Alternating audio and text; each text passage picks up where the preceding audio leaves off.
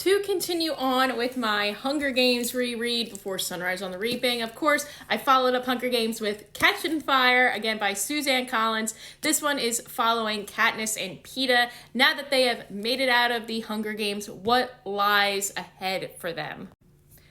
People in the Capitol are still kind of raving about how amazing the 74th annual Hunger Games was, except for the one person that's probably the most important, and that is President Snow, who is nervous about how Katniss and Peeta's acts in the Hunger Games, how they were received by the other districts. And now Katniss has to do her best to try to make sure that she doesn't get any more on President Snow's bad side.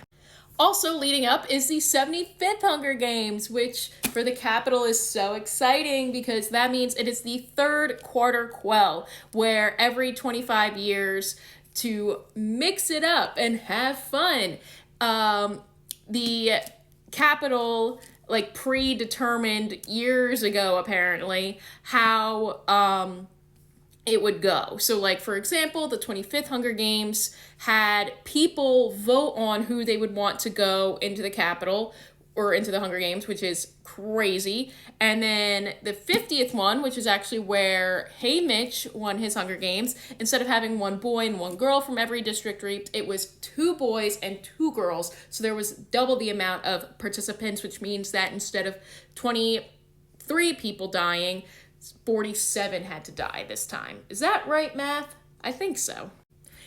This book, I think, is really fascinating. It improves upon the elements that really worked in the first book, but also allows us to see, now that things are getting a little stirred up since Katniss and Peeta have been home, how is that going to impact the future of these games, especially with such a big ceremony coming up.